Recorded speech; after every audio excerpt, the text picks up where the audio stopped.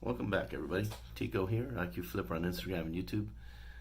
I've been a reseller on Amazon and eBay just about for 1 year. A lot of my focus has been on book selling, and I source them any which way I can. Primarily, I've sourced them through Goodwill, Salvation Army a little bit, but they're more expensive, and just people giving away books for free from online through various sources, Craigslist, OfferUp, and that kind of thing. And I'll do a sourcing video in the future. But today I'm going to have a little bit of video on how to clean up books before you send them out to people. So, well, before you even list them, so you can have good photographs. And there's 3 different methods. One is a Scotty peeler to take off labels. One is using a nail polish remover to kind of clean up dirt, that kind of thing, even the sticky residue, I think, from the stickers. And the third is using sandpaper to clean off the edges, the outside edges that are seen on the books when they're written on. So with that, I'll turn the video off a second, set this up, and then show you what I got. Alright, so here I've got some series of books I laid out and that need some form of cleaning or other. In this case right here, these need label removal, and I have just a piece of cardboard from a package I received just to show how the Scotty peeler right here will work. So this is called a Scotty peeler. Try to get it to show right there. The name's on there, the Scotty peeler. You can get it from various websites or on Amazon.com, and you use that to remove labels. I'll show that in a second. And then you've got here a book that has all sorts of grime on it. See right there. This one you can see right here. I'm hoping this all comes off, or at least improves significantly, using good old nail polish remover. Right, got that. And this one, interestingly enough, I will not be selling this book, but it has mold all over it. And this one here just has some kind of, markings on the side, and it maybe doesn't show up too clear on the video. It's pretty dark looking, and sometimes kids write on there, and you can kind of scrape it off using trusty old sandpaper, right?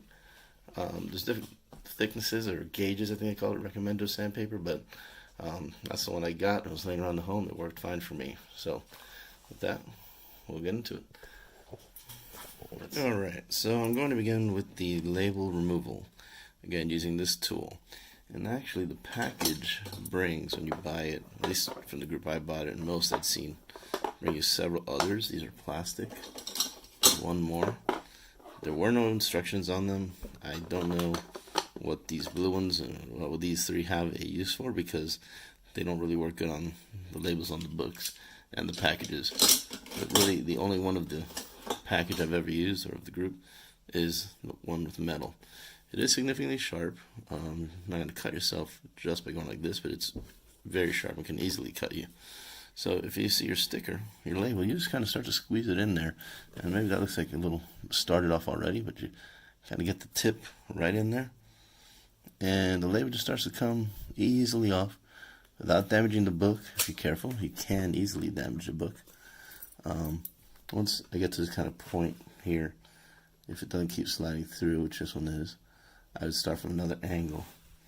You can just kind of see it easily peeling. And finito. There it is. Alright? So there's sometimes a little stickiness. This one doesn't have too much stickiness on there. But if there is, I'll show you again. We use the nail polish remover. So just another thing off packages. You can reuse packaging with Amazon if you can get this thing, these off sometimes. And see here, so packaging a little trickier, it breaks easier, but eventually you can maybe get your groove and be able to reuse some of your packaging, right? It is more of a fight than with the textbooks. You see, it's peeling it off nice.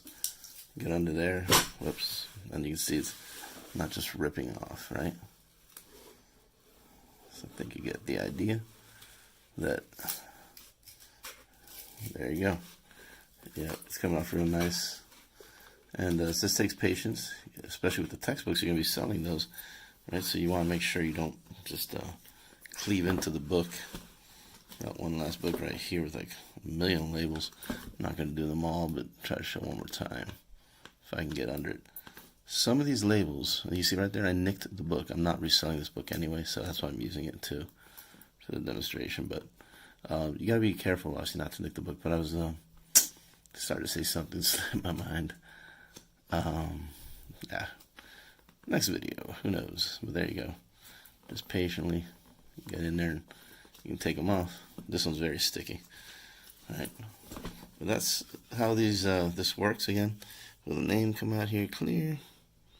Yeah, it doesn't come out too clear in the video, but it's scottypeeler.com. Alright, so for the cleaning of the books, you can see I've got some books that are kind of dirty, right? And I'm going to use nail polish remover, so I'm focusing on getting all this black stuff along the lines here off and kind of make it look much newer than that, right?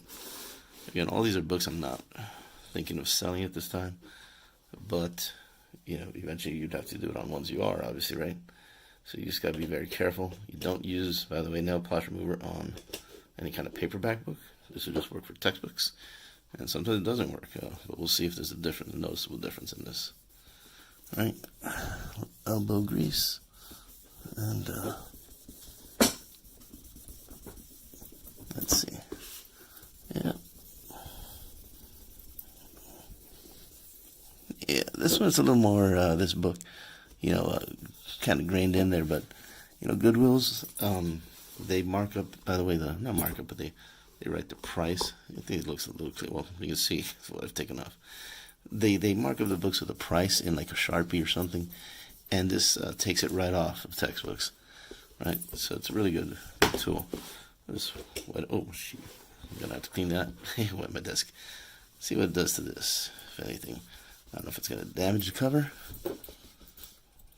Yeah, I didn't think it'd take this one. There's got a little bit coming off, but there you go. You can see it came off the word contemporary. Maybe more elbow grease.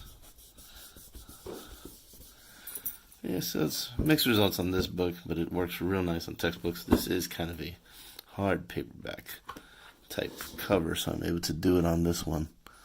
But really, see if we get that mark off.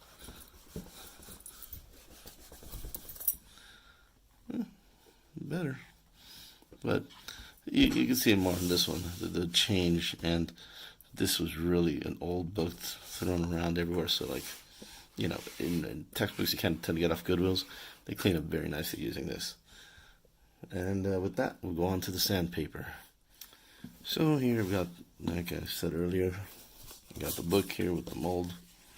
And no, I will not be even, no matter how much I clean this, trying to sell this book.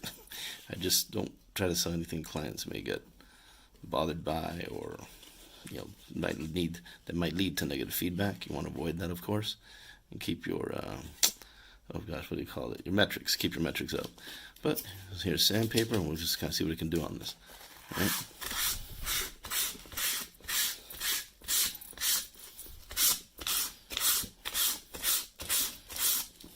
Right. A few scrubs, not really killing myself. Yes, I'm wearing a mask, by the way, at this time, and I will be disinfecting this desk, especially in light with everything going on with the virus. Hope you're all being safe. But you can see here I cleaned up the book.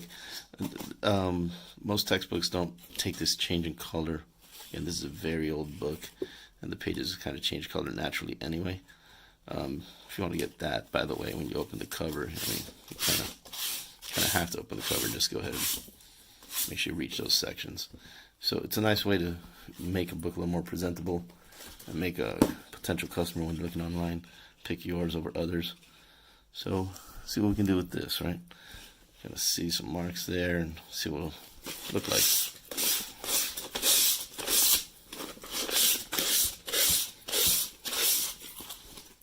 Turn it white. Try to get rid of that big mark in particular, but yeah, maybe do a little before and after comparison on the video, but it looks just a little whiter, a little, you know, nicer, and it's not the kind of thing that shows up when they're selecting specifically. Just that if you get marks off, but when they get the book in person, especially, they can see it's. Yeah, I mean, it just looks nice, and they won't be too upset. Just make sure also that your descriptions are accurate. You say there's some markings on the side. You take photographs, and as long as you describe it accurately, clean it up the best you can, you're likely to, you know, not get any kind of negative feedback. Alright guys, so those are a few tips on how to clean up books and get them ready for sale. You want to keep your metrics up. So definitely, I'd say one thing: when you're cleaning up books and you see the condition they're in, make sure you describe them accurately in your listing. Do indicate if there's any kind of writing inside or these marks on the outside. Don't make it sound like it's a new book or in great condition if it's in used but pretty good condition. The customers prefer knowing exactly what they're getting than being surprised in a negative way. So they always say basically what? Under promise and over deliver, right? It's better to say a book is in good condition than to say it's like new, and then that creates a great expectation in your customer. So just be careful about that. Make your listings honest. Clean up your books as best you can using these tools and techniques, and you should be fine. If you like what you saw here, please subscribe, hit the bell button so you'll be notified of other videos coming up. And my next one should be on the tools I use in the selling business, some key tools that are needed when you're doing this, just to make sure you save money. Nothing costs you for mistakes you make along the way, wrong shipping, wrong packaging, weigh the thing wrong, etc. So until the next video, see you guys.